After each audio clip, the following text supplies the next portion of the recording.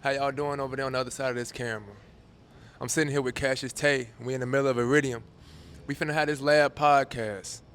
So we walked around, looked at some shoes, looked at some clothes, checked out some vintage, and I asked a couple questions about Moments in Desire, which just happened to be his upcoming album. So I got a question that I feel like everybody else would want to know. Is Cassius Tae your real name, bro? All right, so this is a really good question I love answering. So Tay is my real name. So my first name, my government name, my mom gave me is Deontay. How Tay came about was on the block, everybody had called me D because I had grew up on the block with somebody named Tay. So when I'd be outside, we out the band, everybody just called me D. But when I had my mom, you know what I'm saying, one summer she was like, I want you to do something more constructive than just being outside, like on the block. It'd be hot as hell outside. So she was like, I'm going to send you to this camp. So I ended up going to Boys and Girls Club, right? And the Boys and Girls Club I went to, there was a girl there that I would always introduce myself to everybody as D, you know what I'm saying? And so she's like, I don't like that everybody call you something that everybody can say, you know what I'm saying? So she came with the name like, I'm gonna just call you Tay, you feel me? And so then she was like, can't nobody else call you that. So it kind of stuck, like everybody ran with it, you feel me? The Cassius thing came about, it was just like looking up different I was just looking up rap names of my favorite rappers, right? And I would just listen to them tell stories about why they have the certain rap names they have. Even like Jay-Z, like, you know what I'm saying, the train that he would take to get from, you know what I'm saying, where he was from in Brooklyn to get to like Marcy Projects would be the J stop to the Z stop and all of these different things, right? And so as a kid, there was like only two people that I ever like idolized. It was like Michael Jordan and Muhammad Ali. I was just gonna say. Yeah, and so the reason why Muhammad Ali, I idolized him so much because as a black man, he had so much self-confidence. He didn't ever let anybody tell him he was great before he told it to himself. You know what I'm saying? So I was always thinking like, okay, I would just write down, you know how you could, they got the Billboard Hot 100? I used to put different rap names that I had on there, you know what I'm saying, down there like a Photoshop or writing it onto there. And I had to write down a name that looked good to me on the Hot 100. You had a rap name mood board. Yeah, basically, and it would be like the ones that looked the best, like on that top 10, you know what I'm saying, spot. That's the one I went with, and somehow, shit, like Cassius Tae just looked like something, but it felt like something, and it just felt authentic. So that's how Cassius Tae came to be. I mean, shit, even when you say it, it kind of rolls off the tongue well. Yeah. It looks good. Like, you can make some merch that says Cassius Tae, and I'm pretty sure it'll sell, you feel me? With some blinged out designs or something like that. Like, it'll be hard, bro. The dollar signs is the S. That's crazy. Yeah. So, let's see. We talked about vintage clothing. Yeah. I see you got a vintage jacket on right now. Yeah. Tell me a little bit about that jacket. So this piece that I have on in particular is a Black House jacket. I really wish I knew what year it was from. It has the cool Chicago design on the back. It has like all the like their monograms, you know what I'm saying, on the sleeves. But my producer, you know what I'm saying, was also like my best friend. At a point in time in his life, his parents was moving out their crib. And so he's from Detroit, but like his grandfather's closest friend was from like somewhere like out here, like in Joliet or something, from Chicago, but they met in Joliet because, you know, they got family out there too. And so he had basically in their garage, he had all of his best friend's stuff, you know what I'm saying? And so when his best friend passed or whatever, and so basically the jacket was one of the things that they had. And so with my homie, his parents felt like, okay, you're from Chicago, we don't know who to give these jackets to. They just gave it to me, you know what I'm saying? So that's how I came up on this jacket, you feel me? So, yeah. That's how it is with my jewelry. I be wearing a lot of rings and everything, but when my grandma passed, I got most of her jewelry. That's you know, crazy. so I got this ring that only fits on this finger. And you know they say this is the finger that's connected to your heart. So I find that real ironic. So I just never take it off. Now I was just giving this one recently. I like that one a lot. Yeah, I like them Man, both, bro, actually. I just leave them where they at. Mm-hmm. This one really don't come off. My mentee gave me this one, but I definitely feel you on the vintage. I got a couple vintage pieces at the crib. I would move them, but I'm scared they might tear up and fall apart. Yeah. How old they is. They It get, turning yellow already. it get like that depending on like the condition for sure. So what you like better, vintage tops, bottoms, or hats? That's a good one. Hold on. So I'm gonna tell you why that's a good question, right? So my first clothing piece that was vintage that I ever collected, because I had been collecting vintage since I was like 6 years old, right? The first vintage piece that I collected that was clothing was a Trailblazers hat from, I believe, 92, but it was a dead stock hat. Nobody ever wore it. My thing about wearing hats is sometimes I don't like how they look in the rim and things like that. Like, I like hats that never been worn, but I understand like that ticket costs more. Pants is difficult because like my waist size is like very common but uncommon to have in the vintage space because so many people buy it. So I wear 31 in the waist, which is damn near like a small, and I wear like a 32 length. That's damn near like if you like 5'10", 5'11", that's damn near like your size. That's You never feel me? in stock. Never in stock, even in regular ass clothes. You feel me? I So wear the same size, bro. vintage tops has to be the one because I could wear so many different sizes. Like, I have a lot of vintage pieces that are like larges and XLs and they fit perfectly. You know what I'm saying? I don't wear small t-shirts regularly. I don't wear medium t-shirts regularly. So I'm accustomed to wearing oversized tees and I could wear a bunch of them. You know what I'm saying? If you've noticed, oversized pants have been getting very, very popular again lately. Yeah. And not big as far as like oversized, like the Baggy. boot cut and everything like that, but the stacked is the new boot cut. You know what I'm saying? Then we got pants that's very similar to the size of what you have on in terms of width and everything like that. Everyone's hiding their shoes these days. Yeah. But it looks nice. It's like Yeah. it makes you wonder what shoes you got on. You know what I'm saying? So I rock with it. Like you came in dip today. I appreciate but that. I actually you have a always sto- do. I actually have a story about like the pants that I have on or like the style, like you know what I'm saying, that what you're talking about, right? So when it comes to like wearing pants that are like bigger, I remember back in high school, me and my brother, we used to want to like have jeans that look bigger, right? Because we never liked how when you wear one specifically, how Jordan ones for those like that's like watching. Cause I don't really look right in Air Force Ones for some reason. I don't know why, but we used to wear 501s, the Levi's, all the time. And the 501s, you know what I'm saying? Like, if you wash them, they shrink. So we ain't never liked how they look after they was washed. So we would buy them bigger because we liked how they would go over the shoes. And I always hated how the tongue would show on the shoe. And we used to, like, sometimes draw jeans. Like, it would be cool if, like, the top half of a pair of pants could still stay like damn near like regular and it just widens out as it gets to the bottom. It's not necessarily like a revolutionary thing because they was wearing like bell bottoms in the 70s, but it was different enough from like everything that was going on because we wanted it to damn near still be like straight leg, not like a flare, you feel me, but flare only in the cup of the shoe, you feel me. And so I think it's just crazy how now that is the style. I wish, back in, when was this? It was like my freshman year thinking about this. So maybe like '09 when I had this thought. I wish like, said I had the ingenuity to go through it. You feel me? Because now it's like so much of style, but like that's some shit I always wanted to wear, for real. Facts. Speaking of stacked jeans and having that flare at the bottom only, have you gotten a chance to throw on any the Iridium stacked jeans? Yeah, so I haven't wore their stacked jeans, but I wore the stacked cargos, and I really like them because my favorite Jordan is the ones and the fours. Those are like my top two, and I just think I like them, like how much like the jeans go over the shoe. You know what I'm saying? Like I like me hiding a pair of shoes is like, why would you wear them to hide them? But sometimes there's something about just seeing only the toe of a shoe that sometimes looks cool. You feel me? It does. You know what I'm saying? Then sometimes like you damn near preserve the shoe wearing like certain pairs of jeans as long as it's like not an indigo. You like indigo jeans that haven't been washed or like what do you call it? Like when they go through like the rock phase, like stone washed.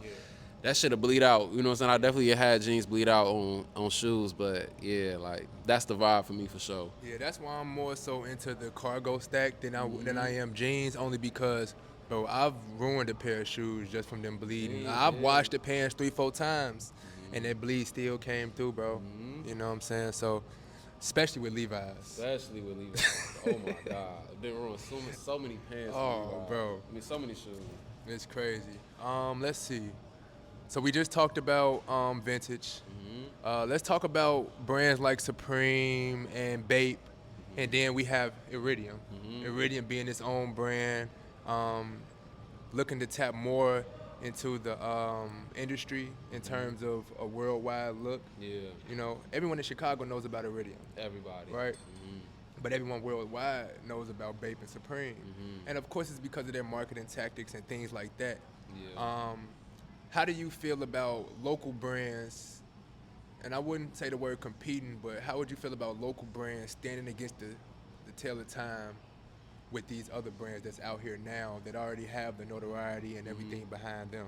Yeah. So when it comes to like brands that are like in that hype beast realm, or any brand that is known, I feel like you have to follow certain principles to be able to get to that level. And I feel like the biggest thing is having a design that is a hit, that like revolves over and over and over again. You know what I'm saying? There's like not a day that you could damn near go into Nike and not get a shirt that just has the Nike check that says Nike. Somewhere. You know what I'm saying? You can always go and get that like staple thing. You know what I'm saying? So I think every brand needs a foundation. I think sometimes when you make clothes for the sake of making clothes, you kind of lose that like that design focus. You feel me?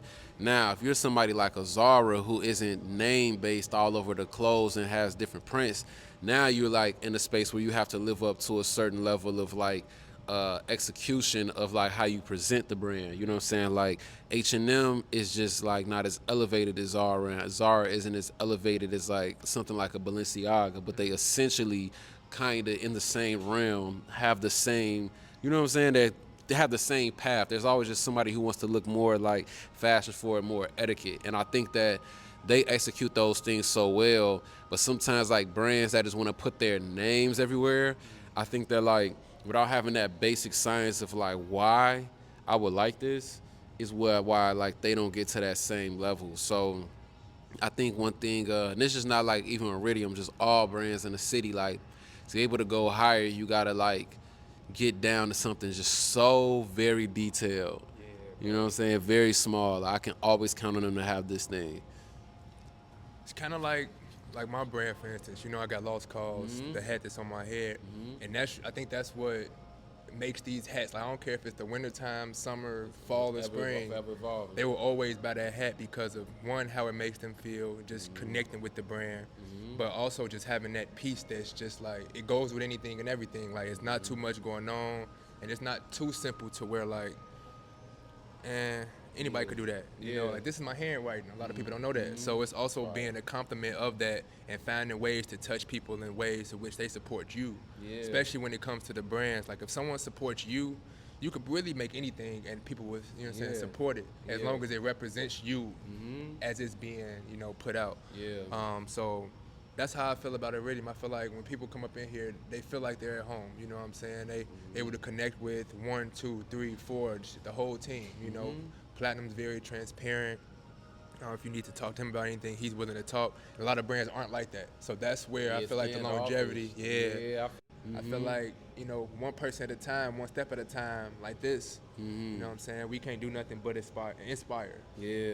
Aspire to inspire. You know, that's what I go by. I agree with that. You know, I want to say something too. For like, sure.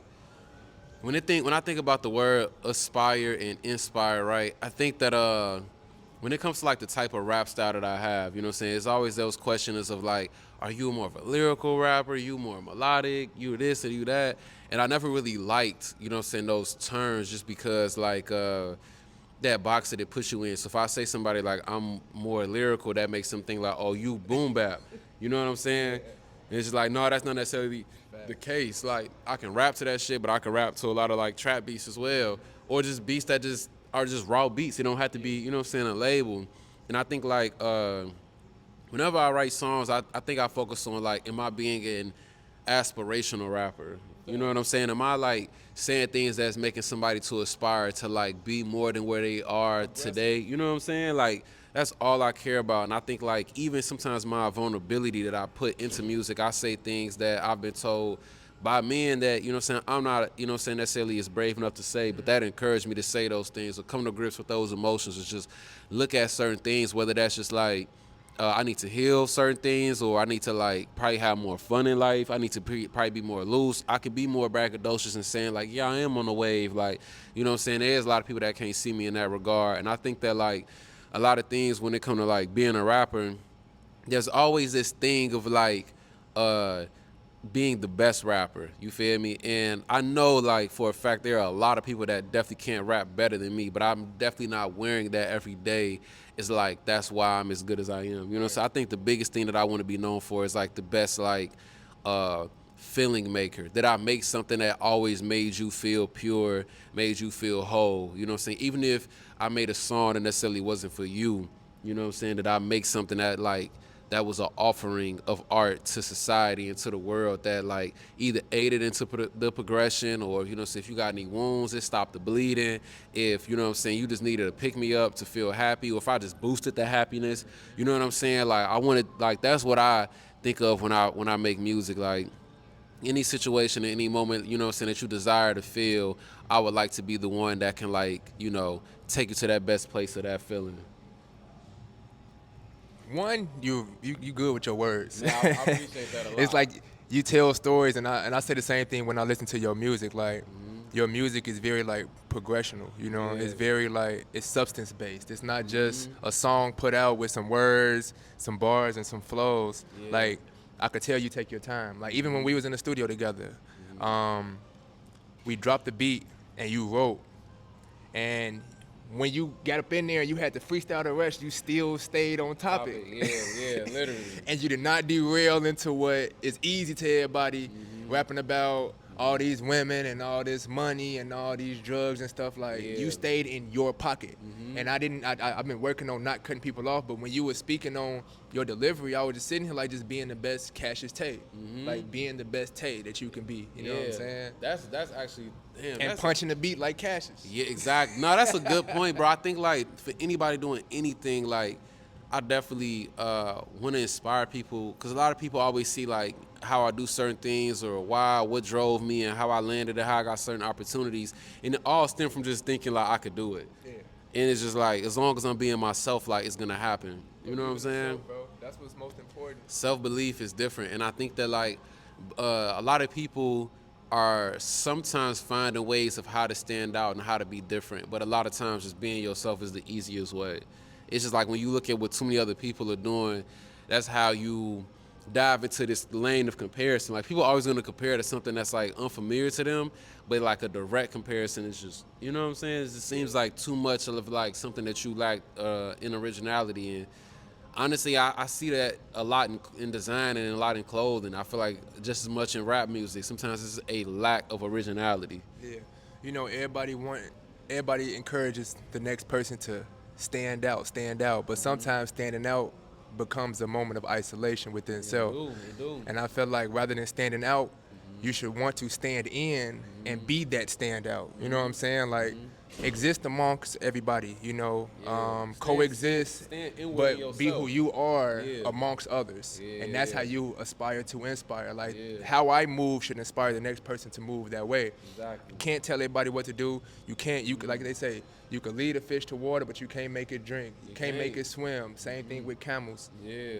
So I look at it like you could lead someone to the promised land, but that don't mean that they're gonna be, you know, they're gonna become that. You know what I'm I saying? agree. All you can do is show them the way and hope that what you're doing is enough to inspire them to, you know what I'm saying, make that leap or make that change or do what they need to do to better themselves. You know what I'm Yeah, saying? yeah. Whether that's in artistry or clothes or music or just being a better person. You know what I'm saying? Like we living in an age where YouTube and social media is really like taking over, you know. So that's why we have these things like this podcast. We can have these conversations so that people could see the inside of us, but also see the outside from how we view it. You know what I'm saying? Sometimes other perspectives can help, you know, bring forth change and bring forth ideas that you may not have thought of. You know, I agree.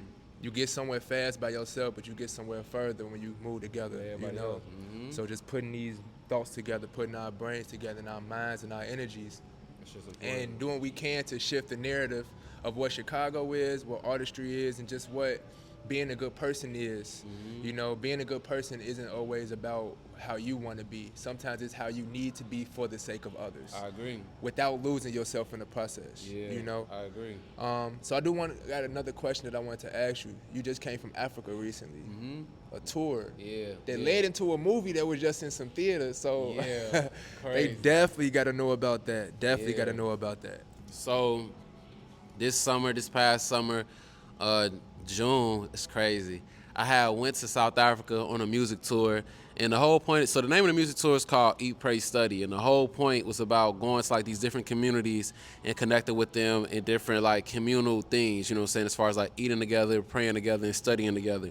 The eating together part came from like breaking bread. As far as like, you know what I'm saying, we could offer meals, we can, you know what I'm saying, or whatever that they exchange, just like cultural relevant to them that we don't know back in the States, and we just commune over that.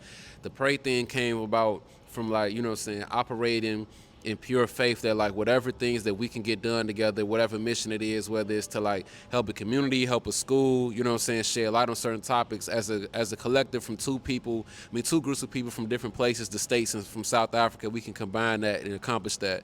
The study thing came from a lot of learning about each other's culture, but also still being able to go like to different schools and provide these different things. So we was in different colleges, middle schools, and what they call primary schools, which is like kindergarten through I guess like 8th grade. You know what I'm saying?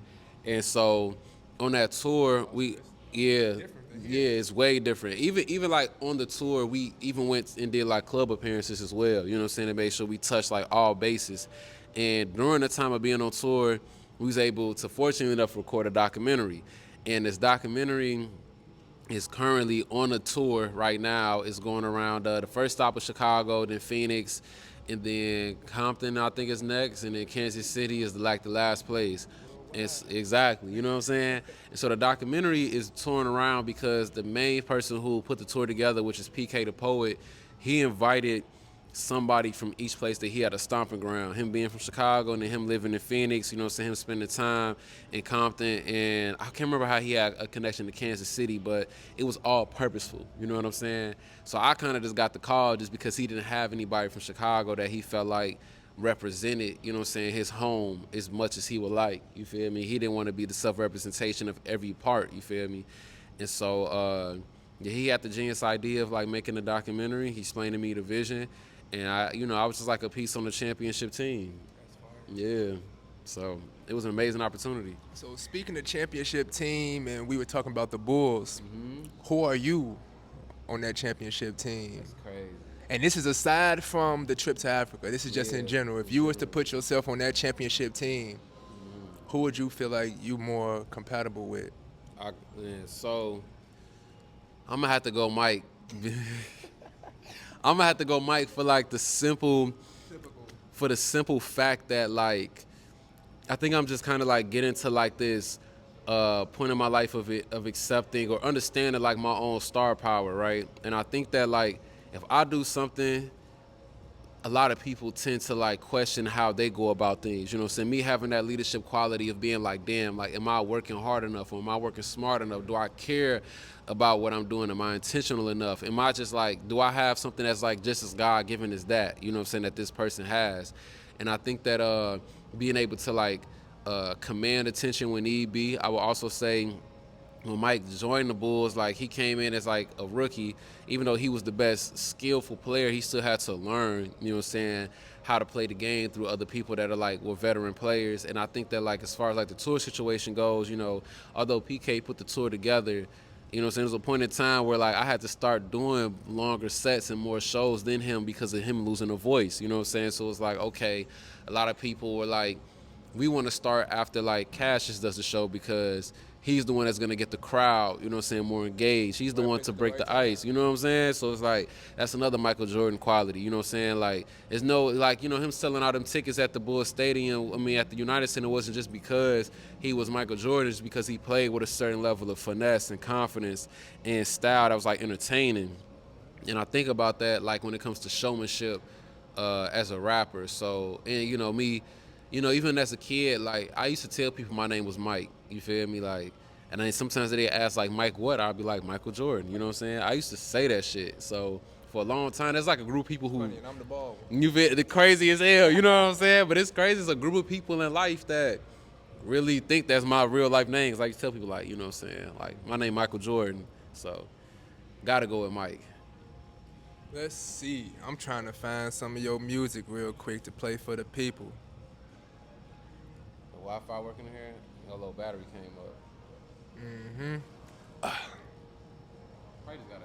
And it's plug funny, it it's in. still recording, right? You can plug it in and it'll still do it. Like If I plug it in, it's gonna like, whoop, it's oh, gonna whoop, off gimbal. But we're gonna take a little break. I'm gonna play some music of Cassius Tae, show y'all a little bit around the store, and then we're gonna come right on back. Peace. this 13 is hard. Talk about a lot of shit. It's crazy. Let me see something. I really like them fives. I had a pair of them, and I sold them. But I always wanted the. Man, I can't remember what the all black fives is called. Like basically the black metallic fives, which is like the same version of them. I don't even see them. But them, that's a very slept on pair. So that's another one I feel like I slept on. The satin ones, like I don't know, at first they was coming off like a girl shoe, but they end up being hard. These two, like, oh my god, gotta figure out if I To had these, reimagine. I would probably only wear these. Like I really pretty much only wear my mochas because they go with everything, but this will be another one. I was salty when I didn't get them. I had an opportunity and I passed on it. Yeah, this would be a day-to-day shoe for me. Yeah, this would be a day-to-day. Uh Cause like, you know what I'm saying, my album is tied within a lot of silvers and shit like that. You know what I'm saying? These I think about these very, very often when it comes to like if I was to wear these with some of the merch that I got. So I really like these a lot as well. Um and what's another one that I wish I really had? Uh I used to really want the Raging Bulls and didn't care for them. This was like heavy on my list, but I got these, so I kind of crossed that off. Them the ones you wish you wore today, huh? Yeah, them the ones I wish I would today. Like, I forgot about them. I don't know how. This was crazy. The Union Force, man, I wish I had the Union ones actually. Um, these are tough. I don't even know what I would wear with these, but these are crazy. I mean, I'm pretty sure I got shit in my closet, but these are Should hard. that fade go with your fit too? It do. These are hard. Damn, but yeah. So sometimes when I wear the fours. Like if I see like flurries, I'm not wearing them outside. Like if it's flurries, if it's like fake raining, I won't even chance it. Like, you know what I'm saying? That's the reason why I ain't put the fours on. Like It's definitely gloomy out today. it is. And like when I was looking out the window, it was kinda like it had flurries I got down here, it was decent, but when I got off the car, they started back up. So I was like, damn. But because y'all saw flurries, they didn't even cross my mind. You know what I'm saying? So that's how I end up forgetting about it. Like, wasn't even thinking. What's another shoe? It's funny as hell. What's your favorite Yeezy? My favorite Yeezy was the I actually had a pair. They was the they're not even on here, not even the silhouette, but I believe they was the 750s, but it was the analog. So it was then like the ones that was like off white and it's like this body, but they just like they're not all white. This is another one I was like I always really love too. These are great.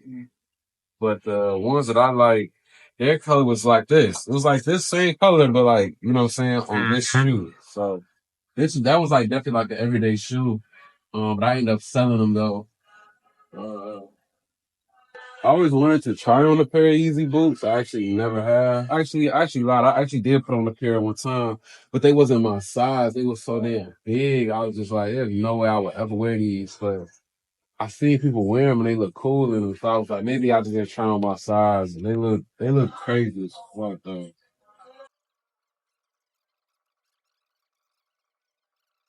But yeah, I'm gonna go to this vintage section though because I'm a heavy vintage collector, and I be trading and selling so much.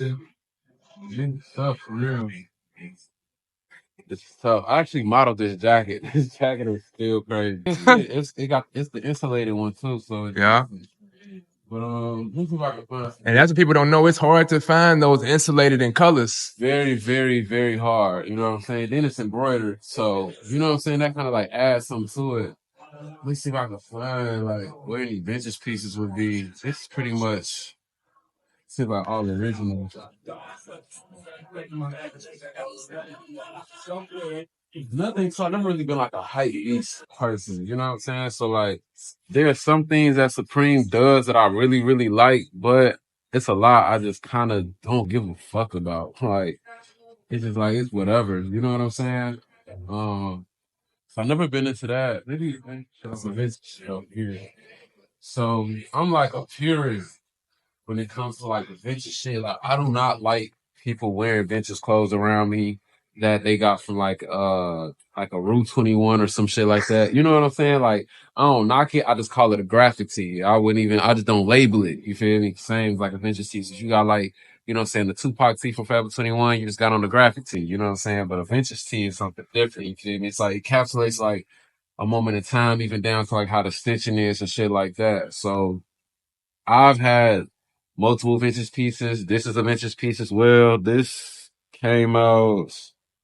Yeah, I don't always thought like the year was written in this. They typically aren't, but some people know like based on the tags. That jacket fire. You know what I'm saying? But the collar for sure is like a big, big title for sure, for real. It's Bears tee. It's hard to take it off the thing to show. But yeah, I've had so many vintage tees. Like, honestly, the biggest reason why I got into vintage is because I had started drawing comic books at a young age.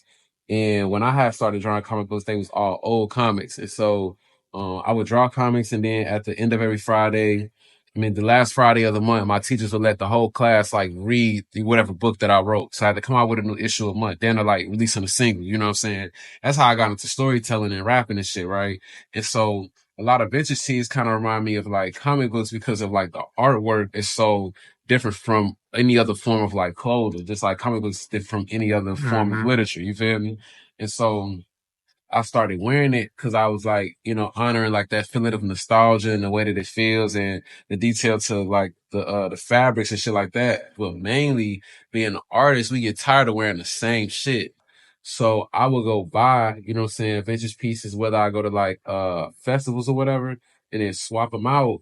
And then I would just get like amazing shit, go to another vintage store and just trade them. So now it's like if I got, you know what I'm saying, if your budget as an artist for clothing is down at like 500 and you spend probably like 300 or whatever on like vintage tees, you feel me? And you just keep swapping that shit out. You feel me? Now there's like a recurrent $300. You feel me? As long as like what you swapping out is like within your range of, you know what I'm saying, whatever it is, like that. Some pieces is 300 alone. Like I can imagine this shit probably like in the five range. This is crazy. 550. Still, so this is another thing too. Like when it comes to vintage things, like sizing is important too. Like they wore things bigger, so like their sizing was a little different, right? So honestly, I prefer to wear all my jackets as small because this damn near like That's the small you got on? yeah. This might be a medium. This is probably like the biggest jacket that I own. But as far as like vintage jackets, let me see. It doesn't. Oh, this is an XL. I got lucky with this one. Might be a kid's XL. Yeah, I think so. It's something. A kid's something XL, weird from my knowledge, is a men's medium. type shit. Yeah. So this one ended up being decent. You feel me? I think also too the wrist like help it. It's like, you know what I'm saying, way more in the wrist. The wrists are longer to help stop the jacket from being so like big and bulky. But something like this on me, it may look good, but it's also like when you order a lot of vintage things like online or whatever, sometimes I think it's just best for me to go with like smalls. Like Carhartt jackets are made for working men. So like I have to get a small. If it's a medium, that shit gonna look like extra large. You know what I'm saying? But it's all about like desired fit for real. You done said the word moments in Mm-hmm. time, then you just said desired fit. And Exactly. your hat says moments in desire. You know, it's crazy. Like Moments in Desire, the album is actually, it was, when I had first thought about it, it was supposed to be a 3-piece thing. You know what I'm saying? So it's going to be Moments in Time. So it's basically like a time in my life where I was reflecting on things, how they used to be.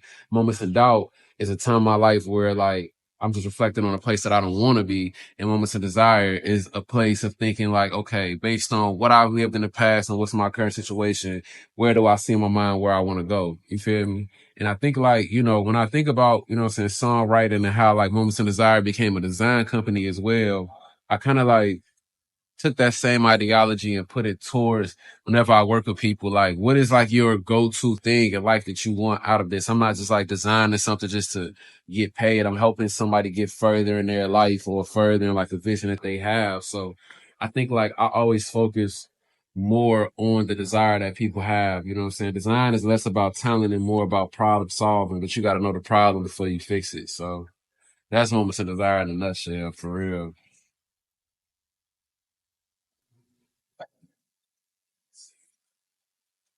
Yeah, we say different, but we back. I'm gonna play this song called "The Search." When did you drop this? This came out, I believe, in April. April. Yeah. April Let me see how 2022. much you know your muse. Let me check. Yeah, let's see. Say May 18th, brother. May 18th. Wow, it actually did come out in May. I dropped another song called Again in April. That's what I did. All right, so this is The Search. That made me feel better then. Let's see how this.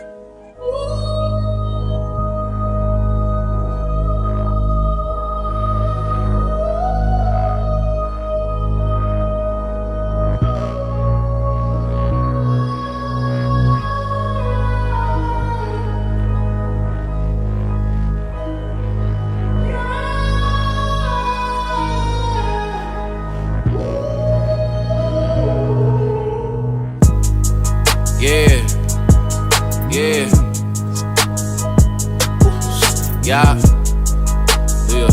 Yeah. Me and my niggas in this shit. Yeah. Okay. College kid, I was writing shit with no stylus pen. I was supposed to be note taking, but I was so sick of school. Swear to God, I was co-paying. 25 till a nigga arrive. I've been telling niggas I'm around the block, cause it's coming for me, ain't no lie. I put that shit on my life. Papa been to prison twice, so I gotta do it right. Them ain't no lucky strikes. I'ma stay in my own lane. On God, I was taking trains to Detroit every other week just to record this. T-Bow house, me, mom moved, I was damn near homeless.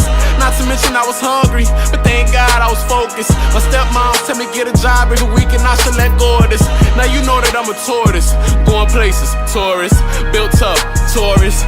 On the guys, I'm going all the way. I asked niggas, tell me if I become an artist. Were y'all able to hear that song that we just played for y'all? I know y'all liked it. Shit, I loved it.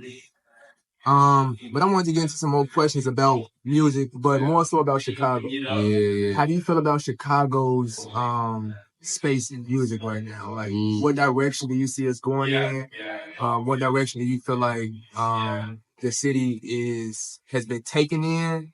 And just how do you feel about Chicago music in general? I feel like Chicago music is damn near like the music industry. You know what I'm saying? There's always so many sectors. So it's like hard to group what everybody is doing and not doing. You know what I'm saying? That's just damn near like, what the East Coast, the South, and the West is doing. And I think about when I think about a certain sector of Chicago music, damn near everybody that was like on like Gold Hayes' last project. I think about like that spectrum of artists in particular and about how long we've been making music, but how better we've been getting at refining the art of song making. You know what I'm saying? And I think about Chicago music is damn near like world music. And I think that one thing that I wish that we had sometimes like more radio support. I feel like there's sometimes a certain type of music that gets radio support.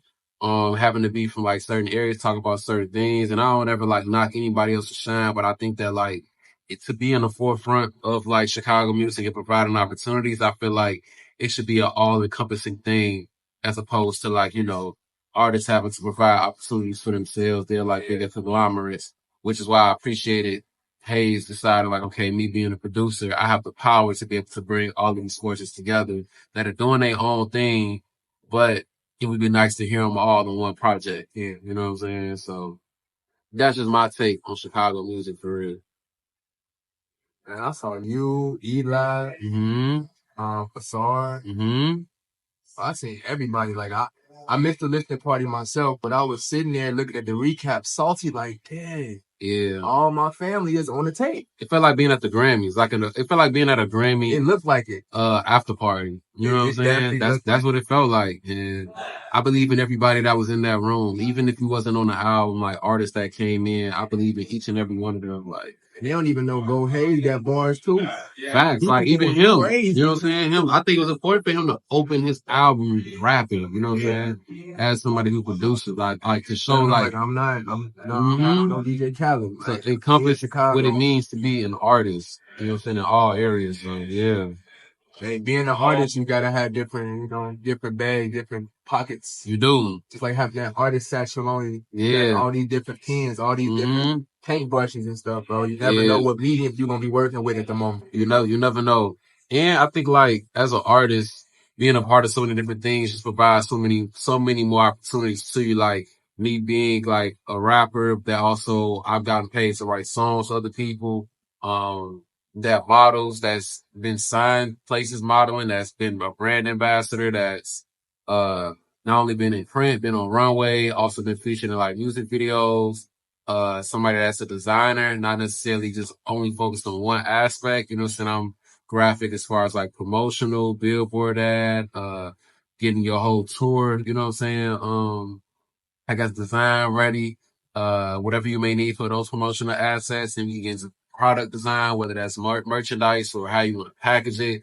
I think all of those things is like important, to be able to do in multiple ways, and to the point where it's like, you know, I look at like somebody like Kanye, he does multiple things, but I don't look at it as like he does this and then this and then this and then this and then this. I just want it to just be like, that's just Kanye. The same way it's like, that's just Cassius Tae. The same way anybody else, you know what I'm saying? For real. Like, you know, he's been in multiple things. Tyler, ASAP. It's like, you know, Rihanna, you know what I'm saying? It's just damn near like, it's just a part of it. You don't even think about it like it's a separate thing. It's just like, I see that and I see them. Yeah.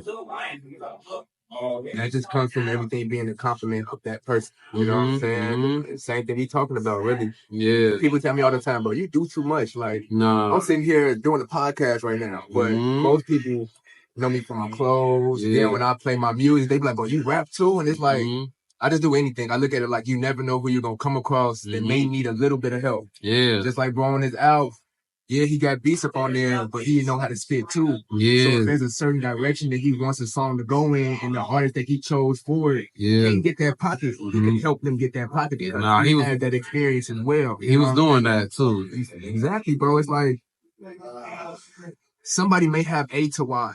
And they've been trying to get the alphabet their whole life. If you give them that one letter, and now they just feel like they just accomplished the world. Sometimes that one small little thing that you know that helps somebody else. And that person, look, they had more than you. All you knew is that the last letter in the alphabet was Z. Yeah, but it's like you don't have A through Y. That completion. That completion, bro. Full circle. And then just the collaborative effort that makes someone else feel appreciated, seen, and all these different things. Like, we don't want you to fail. We want you to grow just as much as we're growing. You know, as long as we grow together, we can go together. Yeah. That's facts. That's facts. I agree. I appreciate that though. Yeah, bro. I receive that too. For real, bro. I want y'all to ask some questions, and we could always run it back.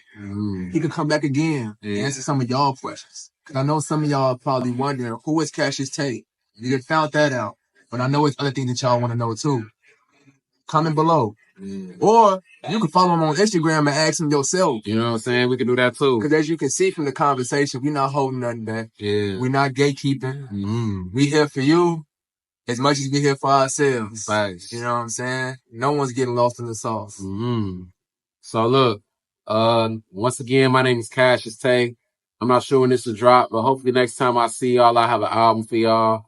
Or I'll be close to like, you know, in the rollout stages. We are very, very, very close to being done. This is like the most press I've done for an album without it being finished. You know what I'm saying? You got merch too, though. Yeah, I got merch. The merch is still in this what do you call it? Production. Yeah, exactly. You know what I'm saying? Still in this prototype phase, but I would like to say like by February we'll be dropping everything.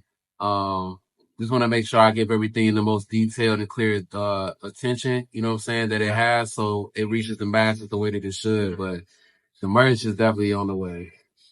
And you know I'm all about the merch. And whenever you're ready, have you a pop-up prepared already. All right. Oh, there's something else too I want to say. This will be the first collection that I have that'll be multiple pieces. I've always been done like one-off pieces. You know what I'm saying? So, just taking the merch game to another level aside from just calling it merch. You know, I just wanted it to be referred to like as pieces. That's something I'm gonna be intentional with, like however I promote it, getting that shit off. You know what I'm saying? But like, not saying like I'll be like upset if somebody calls it merch because I'm gonna still refer to it that way. But I just want to just make sure that everything I do is like very intentional in the sense of like, you know, in this uprise that I'm on and those that come with me. So yeah, look out for me for a lot of shows. December is very much booked. I might be doing some college shows next year if I don't do it at the end of this year. So it'll be plenty of opportunities to see me hopefully before the album. But once the album drops, you'll see me a lot more. With that being said,